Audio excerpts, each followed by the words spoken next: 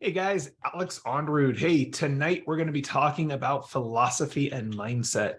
And what I'm going to be sharing is the powerful difference between knowing and experiencing. I recently just got back from a trip, and it was an absolutely amazing trip. I went to Spain. I got to explore. I got to see things that I didn't even know I was going to get to see. And it's interesting because I spent a lot of time researching, looking up, where am I going to go? What am I going to do? But when I went and I actually was there, all of the research I did didn't compare to what it was that I was experiencing. I want you to think about the last time that you sat and watched a sunset or a sunrise.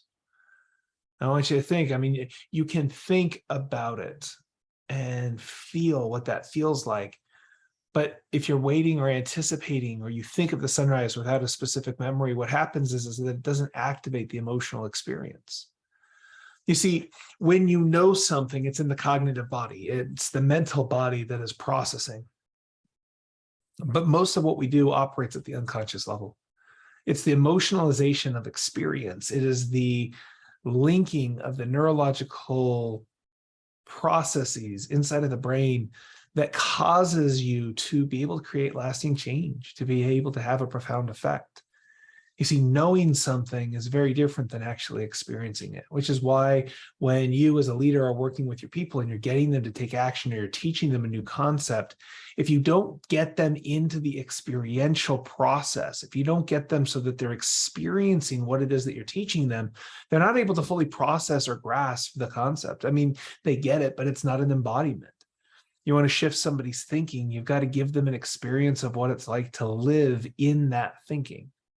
So let's say, for instance, you're in a position right now where you are in a shifting market and people are going, oh my God, it's a recession, it's a recession.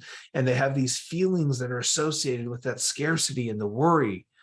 And it's like, have you ever been in, and then give them an analogy of something where it goes from one to another that they've had to experience it?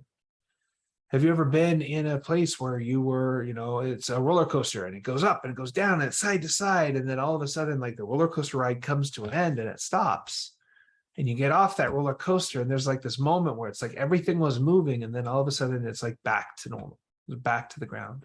Or you go on vacation and you're doing all of these fun, exciting things. You're traveling, you're exploring, and then you come back and you get back into your normal routine. This market is nothing different. It's been an exciting ride, and we're in the process of just getting back to what is normal, back to a normal market. You see, by being able to correlate what people are going through to an experience that they've had, or being able to give them an experience of what it is you're trying to teach, you're able to shift it from the head to the heart, or be able to shift it into something where they can make it, quote unquote, real. This cup. The other day I did a thing, prove to me the cup is real. And you can't prove it's real. It's inside your head, right?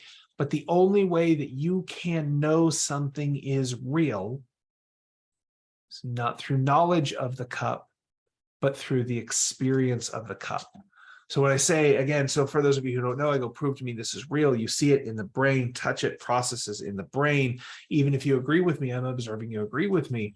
You see, the only way that we know how to construct something as true and real is because we experience it. We put more credibility in our emotions than we do what we know, because we're experiencing the emotion versus knowing the emotion.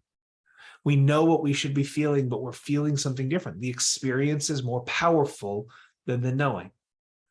And it's not until you have the experience, the embodiment of what it is that you're trying to teach, the embodiment of what it is you're trying to learn. But once you embody that, once you experience it through your senses, at that point, it shifts from a cognitive knowing to an unconscious knowing, which then becomes a truth. That's where it becomes real. So the powerful difference between knowing something and experiencing something is being able to take it out of the cognitive and into, quote unquote, reality. It is through experiencing that your leaders, that your followers, and that the people in your life come to know something is real. So if you want them to understand something, help them have an experience. Anyway, I hope this has been powerful. I want you guys to remember, reality isn't fact. Reality isn't real. Reality is what you make it. Make it a great day, guys. Bye for now.